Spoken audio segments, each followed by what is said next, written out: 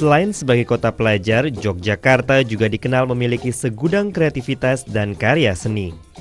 Di sebuah perkampungan di Dusun Monggang, Kelurahan Pendowo Harjo, Kecamatan Sewon, Kabupaten Bantul misalnya. Di sini terdapat sebuah komunitas musik bernama Komunitas Bengkel Bocah. Ya, anggotanya memang anak-anak. Mereka adalah korban gempa yang mengguncang Yogyakarta tahun 2006 lalu. Alat-alat yang dikuasai diantaranya adalah instrumen perkusi djembe.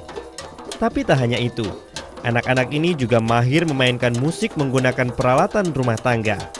Seperti panci bekas ini. Meskipun bolong, panci dapat menghasilkan bunyi-bunyian indah jika dipadukan dengan alat musik lain.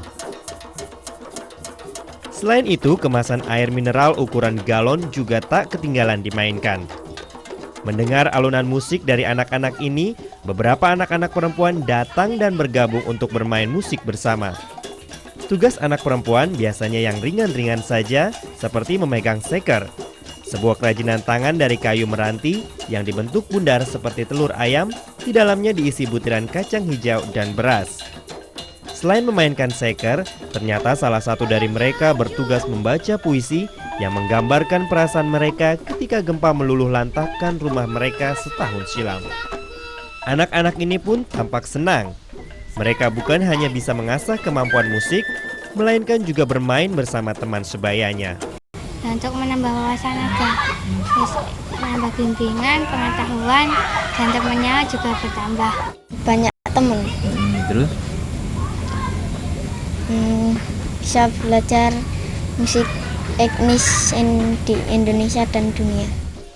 Keberadaan komunitas ini dipelopori oleh Haryanto.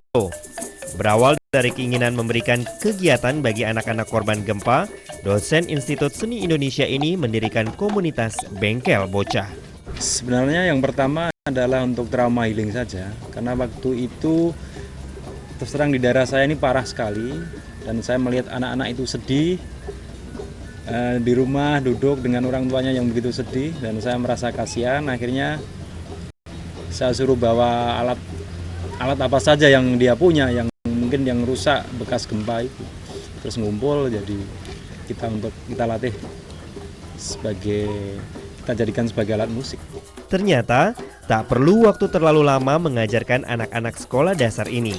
Dalam waktu sekitar 6 bulan, mereka sudah mampu bermain musik etnik secara kompak.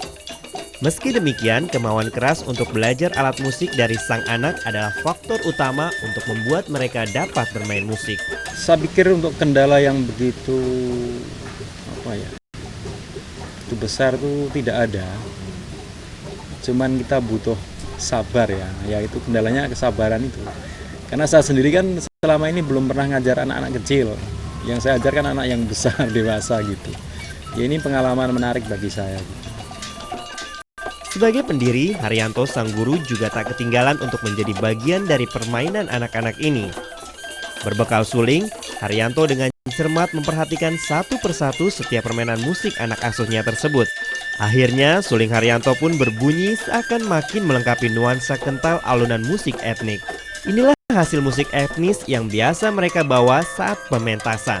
Selain musik etnik yang biasa mereka mainkan tersebut, ternyata mereka dengan sempurna dapat memainkan salah satu lagu daerah yang berasal dari Provinsi Nangrung Aceh Darussalam, meski nuansa etnik masih terasa di dalamnya.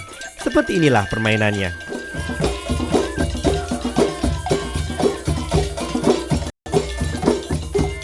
Dari segi seni pertunjukan, dia dulu takut naik ke panggung. Tapi ketika kita sudah sering pentas, dia sekarang terkondisikan seolah-olah seperti artis atau pemusik. Meski gempa menghancurkan rumah mereka, namun jiwa seni yang tertanam di darah mereka tidak dapat dihilangkan begitu saja. Kini, melalui musik, mereka dapat berkembang menjadi anak-anak yang berprestasi dan dapat kembali menjalani kehidupan masa kecil yang normal. Dan tentu saja, masa lalu hanyalah sebagai kenangan dan pengalaman yang berharga bagi mereka. Tovan Haryadi, Tony Suryono, LaTV, Yogyakarta.